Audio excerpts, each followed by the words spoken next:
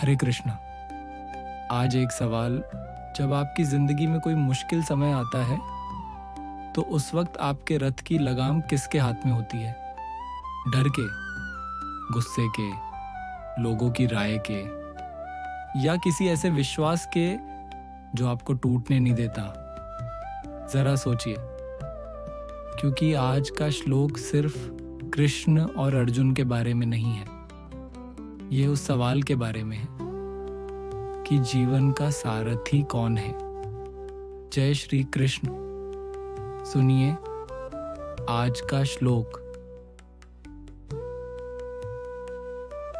ततः श्वेतैर्ह यैर्युक्ते महति स्यन्दने स्थितो माधवः पांडवश्चैव दिव्यो शंखो प्रद्मतु। इस श्लोक का अर्थ है, सफेद घोड़ों से जुड़े हुए विशाल रथ पर बैठे श्री कृष्ण और अर्जुन ने अपने दिव्य शंख बजाए।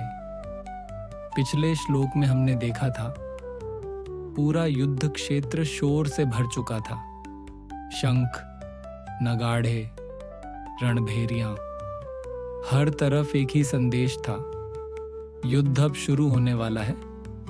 लेकिन उस विशाल शोर के बीच गीता अचानक हमारा ध्यान हजारों सैनिकों से हटाकर सिर्फ दो व्यक्तियों पर ले आती है, कृष्ण और अर्जुन। पहली नजर में यह साधारण लग सकता है, कृष्ण और अर्जुन ने भी शंख बजा दिया। लेकिन गीता शायद ही कभी कोई बात बिना कारण कहती है। यहाँ हर शब्द कुछ संकेत दे रहा है। सबसे पहले श्वेतैर्ह्य अर्थात सफेद घोड़े।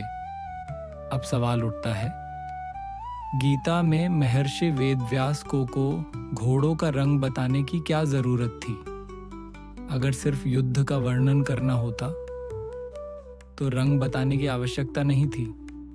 लेकिन यहाँ सफेद रंग का उल्लेख किया गया। भारतीय परंपरा में श्वेत रंग केवल रंग नहीं है, यह पवित्रता का प्रतीक है, स्पष्टता का प्रतीक है, सत्य का प्रतीक है।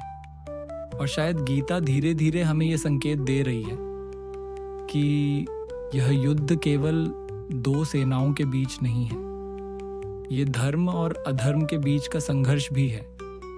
लेकिन अब इस श्लोक का सबसे महत्वपूर्ण शब्द आता है, माधव।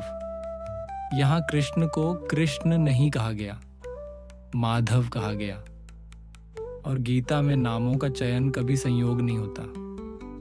माधव भगवान का एक ऐसा नाम है जो हमें उनकी दिव्यता की याद दिलाता है।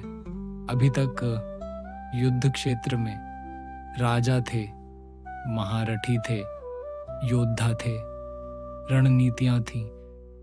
लेकिन अब पहली बार ईश्वर स्वयं मंच पर आते हैं। और जैसे ही कृष्ण का प्रवेश होता है, पूरी कहानी का अर्थ बदलने लगता है। क्योंकि अब यह केवल युद्ध नहीं रह जाता, अब यह मनुष्य को भगवान द्वारा मार्गदर्शन की कहानी बन जाती है। और यहीं इस श्लोक की सबसे सुंदर तस्वीर दिखाई देती है। कृष्ण और अर्जुन एक ही रथ पर बैठे हैं। जरा रुकिए और इस दृश्य को मन में देखिए। एक तरफ भगवान, दूसरी तरफ एक भ्रमित मनुष्य, एक तरफ वह जो सब जानता है, दूसरी तरफ वह जो कुछ समझ नहीं पा रहा। और फिर भी दोनों एक ही रथ पर हैं।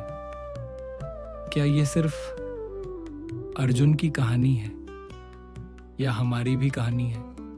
क्योंकि सच तो ये है, हम सबके अंदर एक अर्जुन रहता है जो कभी निर्णय नहीं ले पाता, जो कभी डर जाता है, जो कभी रिश्तों में उलझ जाता है, जो कभी भविष्य को लेकर चिंतित हो जाता है। और शायद हम सब अपने जीवन में किसी न किसी कृष्ण की तलाश भी कर रहे होते हैं, एक ऐसे मार्गदर्शक की जो हमें बता सके कि सही क्या है। लेकिन यहाँ गीता एक और गहरी बात कहती है, कृष्ण अर्जुन के रथ पर तभी है जब अर्जुन उन्हें अपना सारथी बनने देता है। और यही हमारी जिंदगी की भी चुनौती है। कई बार हम भगवान से मार्गदर्शन तो चाहते हैं, लेकिन लगाम अपने हाथ में ही रखना चाहते हैं। हम सलाह चाहते हैं, लेकिन समर्पण नहीं। हम दिशा चाहते हैं, लेकिन नियंत्रण छोड़ना नहीं चाहते। जरा खुद से पूछिए, क्या मेरी जिंदगी में भी ऐसा होता है? क्या मैं सच में मार्गदर्शन चाहता हूँ, या सिर्फ अपनी इच्छा पर मुहर लगवाना चाहता हूँ? और अब आते हैं दिव्यो शंखो, अर्थात दिव्य शंख। पिछले श्लोक में भी शंख थे, लेकिन यहाँ गीता विशेष रूप से कहती है दिव्य शंख। क्यों? क्योंकि हर आवाज एक जैसी नहीं होती। कुछ आवाजें डर पैदा करती हैं, कुछ आवाजें अहंकार बढ़ाती हैं, कुछ आवाजें भीड़ को उत्तेजित करती हैं, लेकिन कुछ आवाजें ऐसी होती हैं जो इंसान को उसके कर्तव्य की याद दिलाती है। कृष्ण और अर्जुन का शंखनाद सिर्फ युद्ध की घोषणा नहीं था, ये धर्म के पक्ष में खड़े होने की घोषणा थी। और शायद यही कारण है कि हजारों सैनिकों के बीच गीता सबसे पहले हमारा ध्यान इन्हीं दो व्यक्तियों पर ले जाती है। तो आज एक सवाल अपने साथ लेकर जाइए। जब आपकी जिंदगी में अगला संघर्ष आए, और वह जरूर आएगा, तो आपके रथ की लगाम किसके हाथ में होगी? डर, अहंकार, लोगों की राय, या वह विश्वास जो आपको सही दिशा में ले जा सके? और अगर आप चाहें तो कमेंट में लिखिए राधे कृष्ण, क्योंकि वही है जो इस समय आपकी जिंदगी को चला रहा है।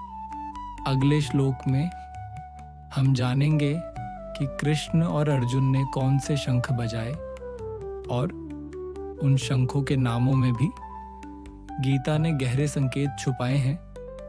तब तक के लिए याद रखिए, युद्ध से पहले सबसे महत्वपूर्ण चीज सेना नहीं होती, सारथी होता है। क्योंकि दिशा के बिना शक्ति अक्सर विनाश बन जाती है।